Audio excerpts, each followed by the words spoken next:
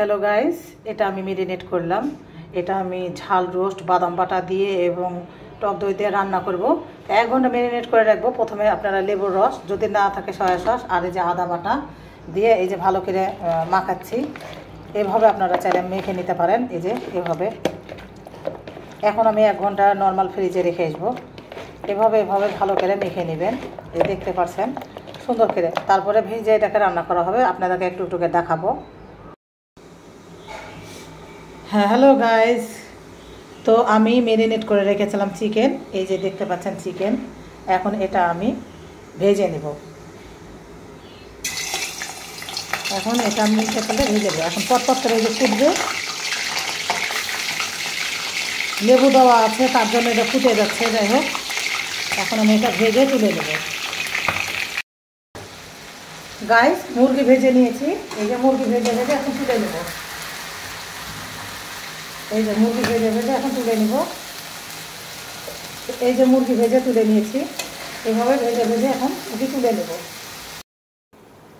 তো গাইস, এখানে পরিমাণ মতন লবণ অ্যাড করব, তারপরে পরিমাণ মতন আদা অ্যাড করব, তারপরে পরিমাণ মতন আমি এখানে বাদাম অ্যাড করব, বাদাম বাটা।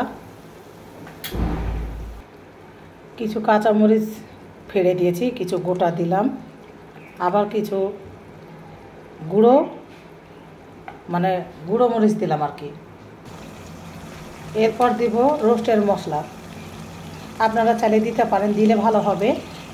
মুরগি চিকেন যেটা রান্না করেন সেটা কিন্তু লোভনীয় এবং কিছুক্ষণ পর ফিরবো, জাস্ট অসাধারণ। এখন দিব টক দই। দেখুন তো কত সুন্দর এই রোস্টের মশলাটা আমি করে ফেললাম। এখন আমি যে ভেজে রেখেছিলাম চিকেনটা, সেই চিকেনটা এখন আমি দিয়ে দেবো। এই যে গাইজ, আপনারা বলবেন কেমন হয়েছে এই রান্নাটা, মানে এরকম করে রান্না করলে কেমন লাগতে পারে। আমি যেহেতু বড় বড় চিকেন এখানে কাটা নেই, এটা রান্না করে টেস্ট করে দেবো। এই ঝাল রোস্টটা, এটা চিকেনের ঝাল রোস্ট রান্না করতেছি ভেজে। এরকম রান্না করলে অনেক লোভনীয় এবং অনেক মজা লাগবে। আপনারাও খেয়ে দেখবেন এভাবে। তো কিছুক্ষণ পর ফিরবো। গাইজ, রোস্টের সঠিক স্বাদ আনার জন্য 1 চামচ চিনি দিব, আর 1 চামচ এই যে গুঁড়া দুধ দেবো, মানে 2-3 চামচ, 2 চামচ দিলেই হবে। এই যে দেখুন এখন কালারটা কেমন হয়েছে রোস্টের, দেখে আপনারাই বলবেন। আমি একটু কড়াই রান্না করতে পছন্দ করি, খোলামেলা।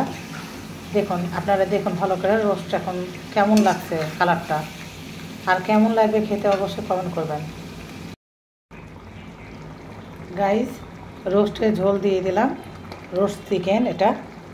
আর এখন চিলি আগেও দিয়েছি, লাস্টে একটা কিছু দিয়ে দিলাম। এবার ঢাকনা চাপা দিয়ে দেবো। বেশ কিছুক্ষণ অল্প তাপে রান্নাকে কুক করে নেব। গাইস, আমার রান্না শেষ, চিকেন রোস্ট রান্না শেষ। এটা রোস্ট না, কিন্তু চিকেন ছোট করে কাটা। তো আমার রান্না শেষ হয়ে গেলো। কেমন হয়েছে কালারটা আপনারা দেখে কমেন্ট করে জানাই দিবেন। আমার এরপরে আবারও বড় বড় চিকেন করে রান্না করবো, যেহেতু কাজের খালা ছোট করে কেটে দিয়েছে দেখে এখন এরকমই রান্না করে ফেললাম। আর খেয়ে রান্না করে দেখবো রেসিপিটা কেমন হয়েছে, তারপর আপনাদেরকে আমরা জানাবো। আর আপনারা তো বলবেন